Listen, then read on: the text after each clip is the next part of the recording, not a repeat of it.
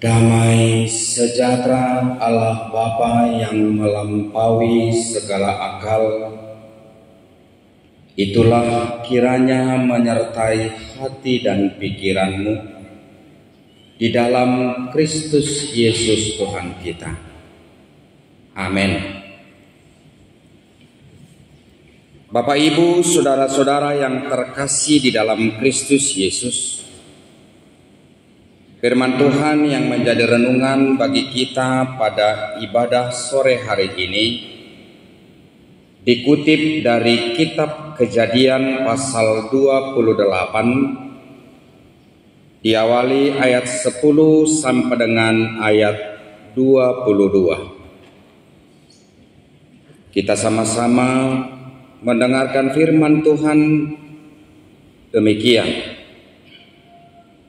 Mimpi Yakub di Betel.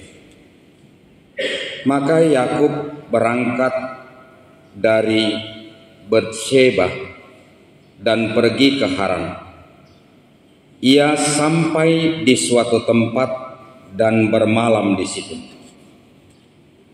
Karena matahari telah terbenam, ia mengambil sebuah batu yang terletak di tempat itu dan dipakainya sebagai alas kepala, lalu membaringkan dirinya di tempat itu.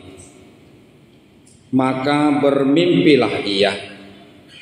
Di bumi ada didirikan sebuah tangga yang ujungnya sampai di langit, dan tampaklah malaikat-malaikat Allah turun naik di tangga itu.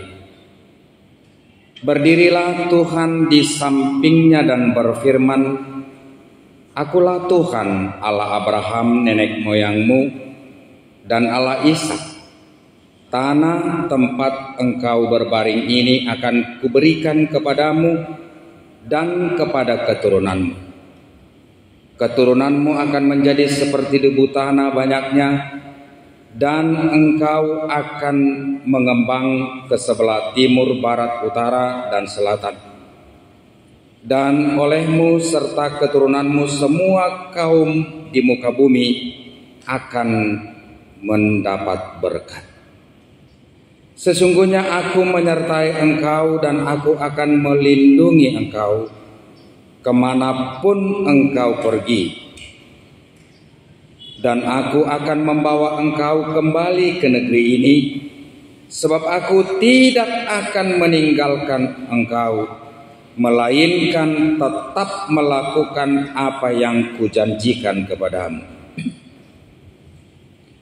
Ketika Yakub bangun dari tidurnya, berkatalah ia, "Sesungguhnya Tuhan ada di tempat ini, dan aku tidak mengetahuinya." Ia takut dan berkata, "Alangkah dahsyatnya tempat ini. Ini tidak lain dari rumah Allah. Ini pintu gerbang sorga." Keesokan harinya pagi-pagi Yakub mengambil batu yang dipakainya sebagai alas kepala dan mendirikan itu menjadi tugu dan menuang minyak ke atasnya. Ia menamai tempat itu Betel. Dahulu nama kota itu adalah Luz. Lalu bernajarlah Yakub, "Jika Allah menyertai dan akan melindungi aku di jalan yang kutempuh ini, memberikan kepadaku roti untuk dimakan dan pakaian untuk dipakai, sehingga aku selamat kembali ke rumah ayahku, maka Tuhan akan menjadi Allahku, dan batu yang kudirikan sebagai tugu ini akan menjadi rumah Allah. Dari segala sesuatu yang engkau berikan kepadaku akan selalu kupersembahkan 1/10 kepadamu." Demikian firman Tuhan. Bapak, Ibu, saudara-saudara yang terkasih di dalam Yesus Kristus, Ishak memiliki anak dua, yaitu adalah bernama Esau dan Yakub. Istri daripada Ishak adalah Rebeka. Sebagaimana kita ketahui Bapak Ibu Saudara-saudara, bahwa Yakub adalah bagian daripada garis keturunan dari Abraham sebagai nenek moyang mereka. Kita mengetahui Bapak Ibu Saudara-saudara, Allah telah berjanji kepada Abraham. Ketika Allah memanggil Abraham keluar dari Ur Kasdim, ke tanah yang telah Tuhan janjikan terhadap dirinya, bahwa dia akan menjadi bapa dari bangsa-bangsa. Bapak Ibu Saudara-saudara yang terkasih dalam Yesus Kristus, janji ini akan senantiasa ditepati oleh Allah Yahweh, tentunya melalui garis keturunan yang sudah Allah tentukan dari Abraham itu sendiri. Ada hal yang unik Bapak Ibu Saudara-saudara, seharusnya yang mengemban dari janji yang telah Tuhan berikan itu kepada Abraham dan dilanjutkan kepada Ishak adalah bukan kepada Yakub, tetapi kepada Esau. Mengapa demikian? Karena Esau adalah anak yang paling besar dari keturunan Ishak bersama dengan Rebeka.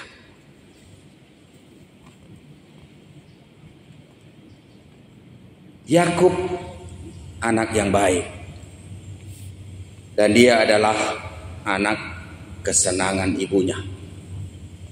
Dia seorang anak yang patuh dan memiliki perawakan yang cukup baik.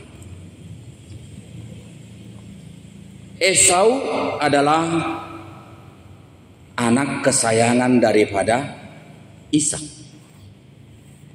Dan dia adalah seorang yang begitu lihai dalam hal berburu. Sesekali ketika dia mendapatkan hasil buruannya, dia selalu memasak buruan itu lalu menyuguhkannya menjadi makanan yang lezat kepada si sang ayah, yaitu adalah bernama Ishak. Tetapi entah mengapa Bapak Ibu Saudara-saudara, kita membutuhkan penelitian yang lebih khusus, dan saya kira tidak akan memungkinkan kita uraikan dalam khotbah sore hari ini. Cukuplah kita membahas yang menjadi tema dalam nats ini dari hal yang tersembunyi di dalam nats tersebut. Apakah hal yang tersembunyi di situ? Saya tadi sudah mengatakan sepatutnya yang mengemban dari janji yang telah Tuhan berikan itu kepada Abraham, selanjutnya kepada Ishak, adalah Esau.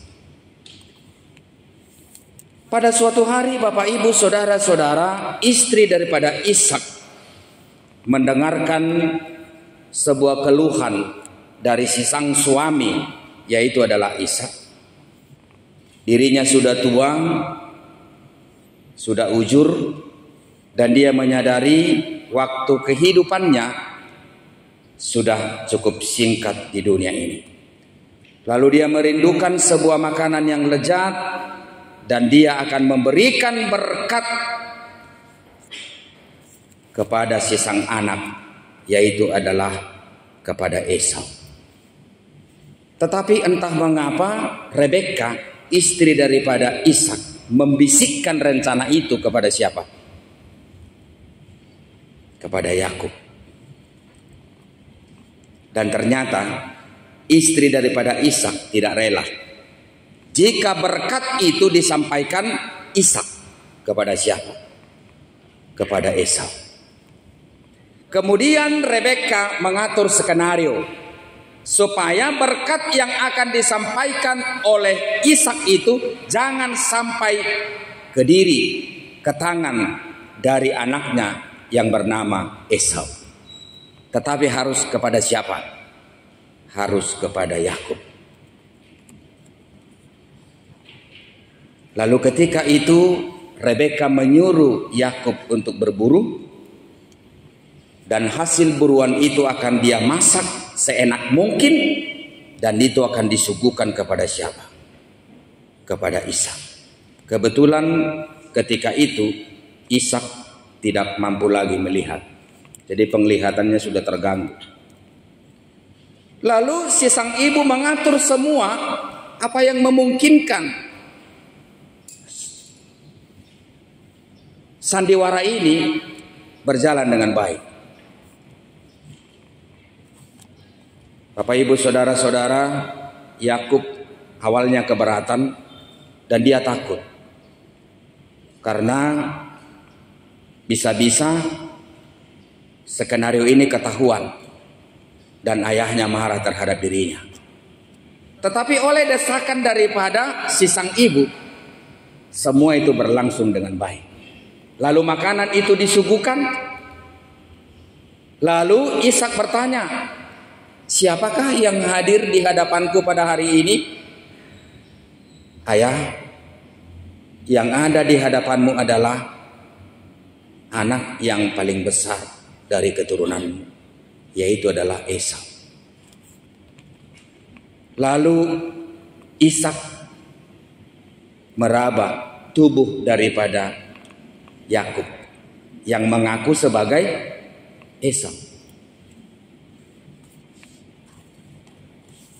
Tangan daripada Esau itu berbulu, sementara tangan daripada Yakub itu tidak. Tetapi si sang ibu kemungkinan membuat suatu alat tertentu di dalam tangan daripada Yakub, sehingga ketika Ishak meraba daripada tangan si Yakub, dia yakin bahwa itu adalah siapa? Esau. Lalu Ishak mengatakan, saya mendengar yang ada di hadapan saya ini bahwa suaranya adalah bukan suara daripada Yakub, tapi suara yang saya dengar ini adalah suara daripada Esau. Tetapi ketika saya meraba tangannya, bahwa tangan yang saya raba ini adalah tangan daripada Esau. Kemudian Bapak Ibu saudara-saudara, Yakub diberkati oleh Ishak. Dengan demikian janji yang telah diberikan Allah kepada nenek moyangnya Abraham, kemudian kepada Ishak, kemudian sepatutnya kepada Esau, bertukar menjadi kepada siapa? Kepada anak paling kecil, bukan anak paling besar, yaitu adalah Esau, tetapi kepada si Yakub. Itu sebabnya nama daripada Yakub itu artinya adalah apa? Penipu. Jadi kalau ada yang bertanya kepada saudara-saudara, arti Yakub itu adalah apa? Penipu. Saya nggak tahu apakah setelah saudara mendengarkan khotbah ini, jika anak saudara lahir anak ketiga, saudara akan buat namanya siapa? Yakub. Tapi saya setelah menganalisa nats ini dan mengetahui jalur ceritanya, saya tidak menerima mentah-mentah jika nama itu diperuntukkan kepada Yakub sebagai penipu. Karena yang mengatur skenario daripada proses keberlangsungan penipuan itu bukanlah mutlak 100% di tangan oleh siapa? Di tangan oleh Yakub. Tapi di tangan oleh siapa? Di tangan ibu-ibu. Di tangan si sang ibu, di tangan si perempuan, atau di tangan si Rebeka. Bapak Ibu saudara-saudara, ketika Ishak memberkati Yakub, dia keluar. Lalu tiba-tiba Esau masuk. Dan dia mengetahui semua kejadian itu. Lalu dia menangis terisak-isak. Dan dia tidak terima semua kenyataan itu. Lalu ketika dia menangis, dia bermohon kepada ayahnya, "Ayah, apakah tidak ada lagi tersisa berkat yang bisa kamu berikan kepada diriku?" Lalu si sang ayah mengatakan, "Tidak ada lagi berkat yang tersisa bagi diriku untuk boleh kuberikan terhadapmu." Kalau kita membaca sebelum ayat 28 ini, memang ada kelemahan daripada Esau. Jadi Esau adalah termasuk orang yang gampangan atau termasuk orang yang tidak menghargai apa yang menjadi hak dan kewajibannya sebagai seorang anak yang memiliki hak dalam dirinya sebagai anak yang paling besar. Hal itu bisa kita baca pada pasal sebelumnya, di mana dia tidak begitu bangga dengan keberadaan dirinya sebagai anak yang paling besar, yang patut menerima kehormatan dari posisi tersebut. Sementara Yakub itu begitu rindu dengan itu. Atau kemudian Bapak Ibu saudara-saudara, kemungkinan ada sebuah kelemahan yang dianalisa oleh Rebeka sebagai ibunya ketika dia memperkenankan Esau yang mengemban janji atau perwujudan janji yang telah diberikan Allah kepada Abraham, Ishak dan selanjutnya kepada Yakub, yang mengaku dirinya sebagai Esau. Bisa-bisa ketika Esau mengemban perwujudan daripada janji itu, kemungkinan sang ibu bisa akan menerima malu. Kemungkinan ada keyakinan seperti itu. Dan pos rohana tu hadirion di si Esau, sehingga dia rela menukarkan keberadaan pribadi yang akan menerima berkat itu. Bapak Ibu saudara-saudara yang terkasih dalam Yesus Kristus, inilah yang menjadi sumber permasalahan, sehingga Esau mengancam keberadaan daripada Yakub, dan dia hendak membunuh siapa? Dan dia hendak membunuh Yakub. Bapa daripada Esau dan Yakub telah mengetahui skenario ini. Dia tidak mau kehilangan Yakub. Lalu dia menyuruh siapa? Menyuruh Yakub untuk mengungsi. Kemanakah dia Bapak Ibu saudara-saudara mengungsi? Dia disuruh si sang ibu dan bersama dengan ayah supaya buat sementara dia mengasingkan diri ke Haran. Ke tempat siapa? Ke tempat tulang. Adik saudara daripada siapa? Adik saudara daripada Rebeka.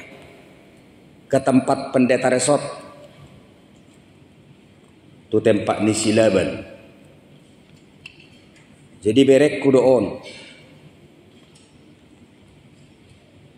Si Jakopon. Ala tulang naisen.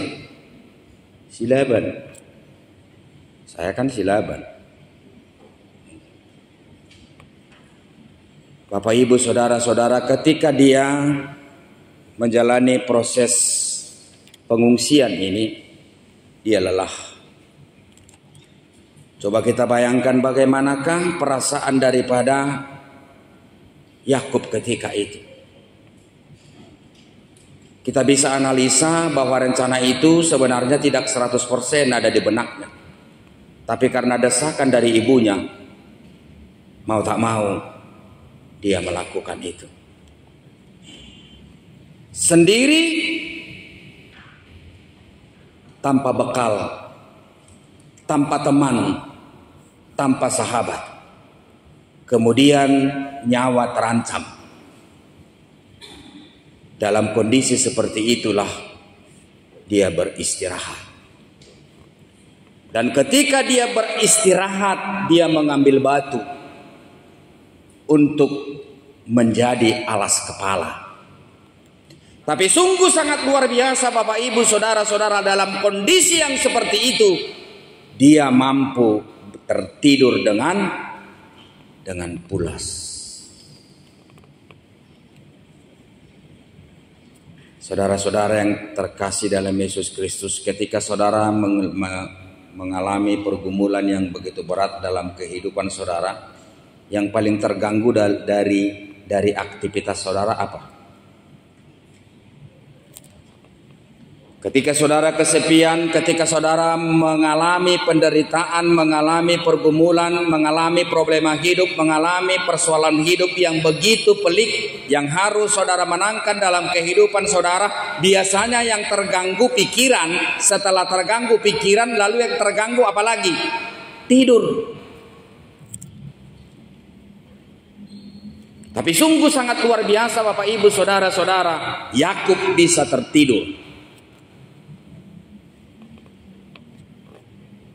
Dari pengalaman ini kita boleh analisa. Yang pertama, Yakub tidak pernah menjadi pribadi yang konsentrasi menuangkan pikirannya secara mutlak atau secara 100% untuk persoalan yang sedang dia hadapi. Yang kemudian Bapak Ibu Saudara-saudara, Yakub sepertinya menyadari ada proses keberlangsungan dari pembentukan pendewasaan dirinya atas iman, atas perjalanan hidup, atas kepatuhan dirinya terhadap orang tuanya, terutama kepada ibunya. Ada sesuatu hal yang baik yang tersembunyi di dalam hal itu, sehingga dia bisa tenang dan dia bisa tertidur dengan pulas. Lalu dia bermimpi. Kalau kita analisa dalam konteks perjalanan Alkitab ini, khususnya juga di Perjanjian Lama, mimpi itu sering menjadi alat Tuhan untuk menyampaikan kuasanya, untuk menyampaikan rencananya, untuk menyampaikan belas kasihnya, untuk menyampaikan rancangannya ke depan, atau untuk menyampaikan hal-hal yang tersembunyi di dalam proses keberlangsungan perwujudan yang akan dilakukan dalam panggilan. Tetapi ketika kita membaca Perjanjian Baru, ini mimpi sudah semakin berkurang Tuhan pakai sebagai alatnya karena kedatangan Kristus. Jadi jika saudara membaca Ibrani 1 ayat 1, itu jelas dikatakan.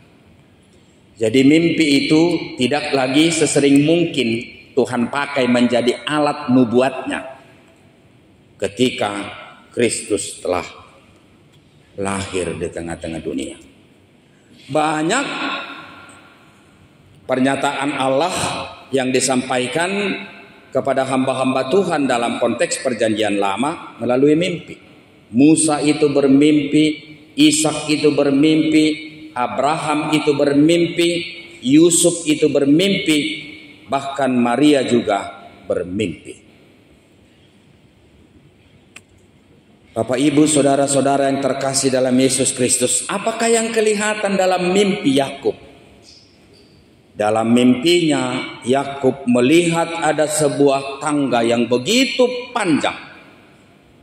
Tangga yang terletak di hadapannya, ujung daripada tangga ini sampai ke langit, atau boleh kita katakan sampai ke sorga. Lalu dia melihat proses aktivitas yang berlangsung di situ. Ada roh Allah yang senantiasa naik turun. Lalu dia melihat Allah berada di samping daripada tangga itu, mengamati setiap orang yang berjalan menaiki tangga tersebut menuju ke atas.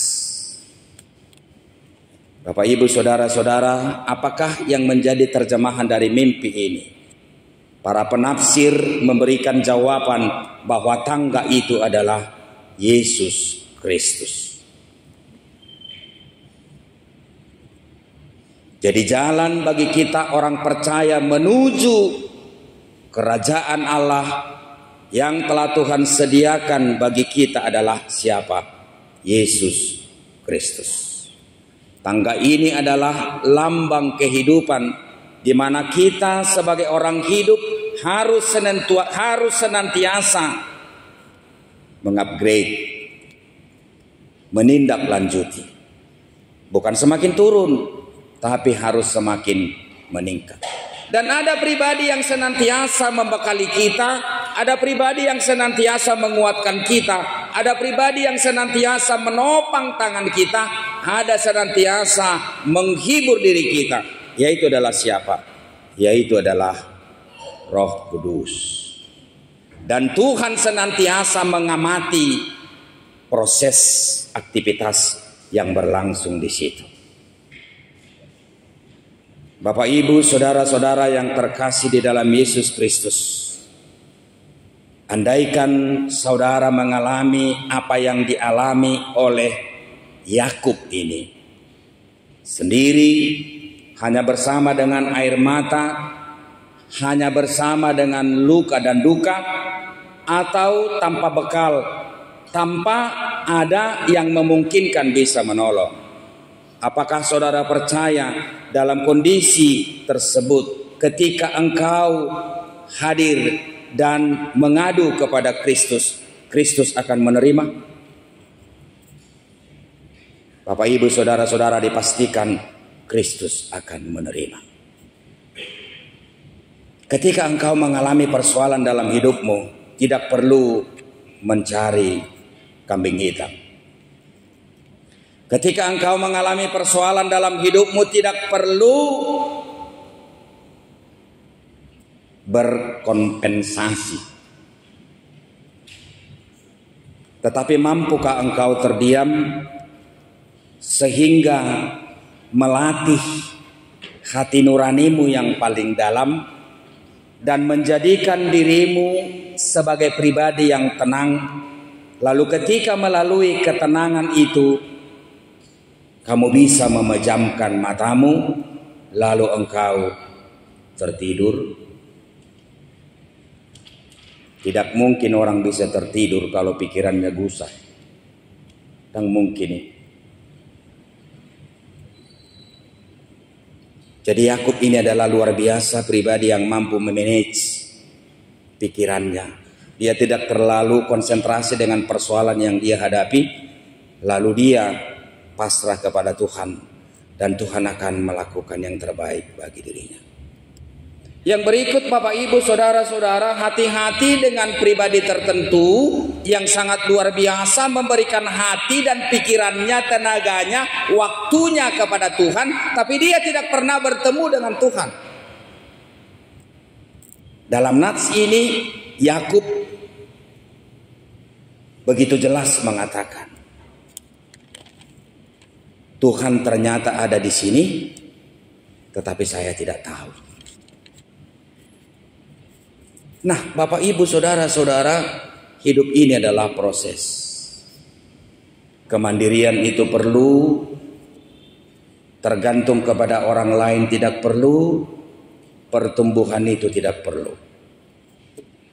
Dalam firman yang kita yakini, yang kita hidupi, sebenarnya firman itu memiliki sebuah kekuatan.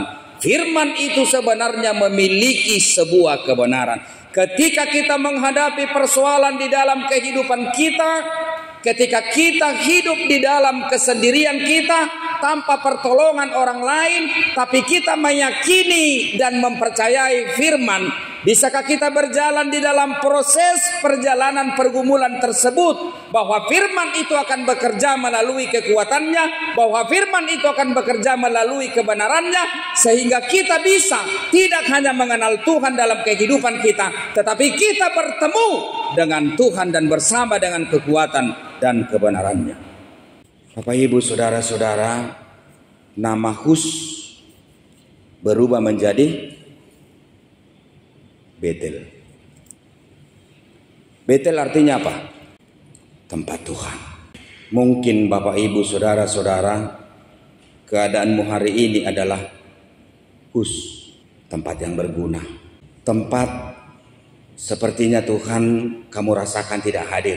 Sepertinya Tuhan lumpuh, tidak mampu berbuat apa-apa. Sepertinya Tuhan membiarkan dirimu menjalani semua apa yang sedang kamu alami. Tetapi mampukah engkau bersabar? Mampukah engkau terdiam? Mampukah engkau tertidur sekalipun kepalamu beralaskan batu? Sama seperti Yakub ini. Bapak Ibu Saudara-saudara, tidur di hotel berbintang dengan harga 5 juta satu malam, itu tidak menjadi jaminan bagi seseorang dia bisa tidur nyenyak. Tapi yang menjadi jaminan apa? Yang menjadi jaminan adalah hati kita. Yang menjadi jaminan apa? Kenyamanan diri kita masing-masing. Ketika Yakub melihat keberadaan Allah dan kembali mengulang janji yang telah diberikan Allah kepada nenek moyangnya adalah Abraham, lalu ditindaklanjuti kepada Ishak dan Ishak memberkati dirinya. Dia bermimpi janji itu kembali diulang oleh Allah dan dia mengatakan, aku akan menjadikan engkau menjadi bangsa yang besar dan keturunanmu akan seperti pasir di pantai dan engkau akan menjadi orang yang diagungkan seluruh penduduk bumi. Tempat ini adalah tempatku dan tempat ini akan kuberikan kepadamu.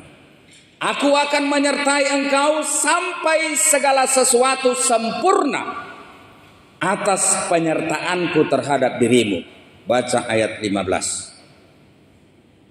Tuhan tidak tanggung-tanggung. Ketika Tuhan menjanjikan janji itu kepada Yakub dari awal perjalanan Yakub, dan mimpi ini adalah titik awal perubahan daripada Yakub. Dan pertemuan Allah melalui mimpi ini terhadap Yakub adalah merupakan awal perubahan sikap dan karakter daripada Yakub. Dan ini adalah awal Allah menunjukkan dirinya secara pribadi kepada Yakub. Yakub bukan hanya tahu, Yakub bukan hanya kenal, tapi Yakub bertemu dengan siapa? Dengan Allah, sumber daripada janji yang telah diberikan itu kepada nenek moyangnya Abraham dan Ishak dan selanjutnya kepada dirinya.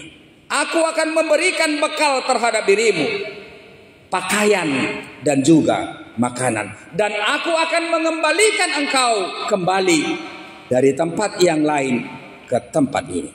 Lalu apakah Bapak Ibu Saudara-saudara yang menjadi janji daripada Yakub? Setelah Yakub mengenal Allah, atas kesabarannya dari buah keberkenanan dirinya dibentuk oleh pendewasaan yang dari Allah itu, sekalipun penuh dengan tantangan, air mata, duka, kesendirian, dia mengatakan, aku akan mendirikan tempat peribadatan di tempat ini supaya aku bisa memuji dan memuliakan engkau. Dia mengambil batu yang menjadi alas kepalanya, kemudian dia mendirikan tugu, lalu menyiram batu itu dengan minyak, dan dia bernazar kepada Tuhan, aku akan mendirikan tempatmu di tempat ini. Engkau akan menjadi Allahku. Yang ketiga, aku akan memberikan 1/10 dari semua berkat yang engkau berikan terhadap diriku. Lalu tempat itu berubah nama, yang dulunya nama itu adalah bernama Hus, lalu menjadi bernama Betel. Bapak Ibu Saudara-saudara yang menjadi kesimpulan daripada khotbah ini, ubahlah segala sesuatu yang begitu luar biasa berat dalam hidupmu menjadi sukacita bagi dirimu. Kau harus percaya, hus-hus kecil yang sedang kamu alami pada hari ini, itu adalah bagian daripada proses pembentukan betel-betel kecil. Jangan pernah merasa Bapak Ibu Saudara-saudara ketika saudara mengalami pergumulan yang berat, Allah meninggalkan saudara menurut kesimpulan saudara. Allah senantiasa hadir. Dia ada di situ. Dia ada sekarang dalam tangismu. Dia ada sekarang dalam air matamu. Dia ada sekarang dalam kekerdilan pikiranmu untuk menganalisa persoalanmu. Engkau harus bisa mengatakan, ternyata Tuhan, kau di sini, tapi aku tidak melihatmu. Semoga Bapak Ibu Saudara-saudara kita tidak meninggalkan persoalan kita. Rumah kita adalah proses keberlanjutan karir kita adalah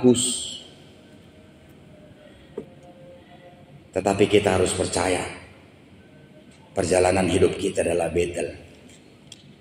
Rumah kita adalah Betel. Hati kita adalah Betel. Ibadah kita adalah perwujudan pembangunan Betel. Kiranya tangan Tuhan senantiasa menopang keberadaan kita ketika kita menaiki tangga kehidupan kita.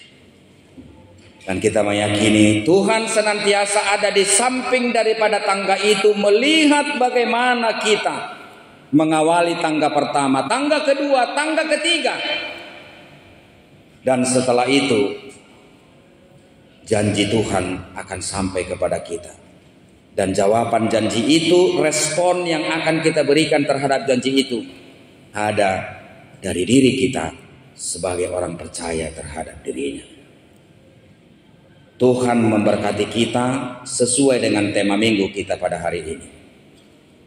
Senantiasa Dia kekal dalam situasi dan bagaimana Tuhan sanggup membantu, menopang, menghibur kita. Sama seperti Yakub.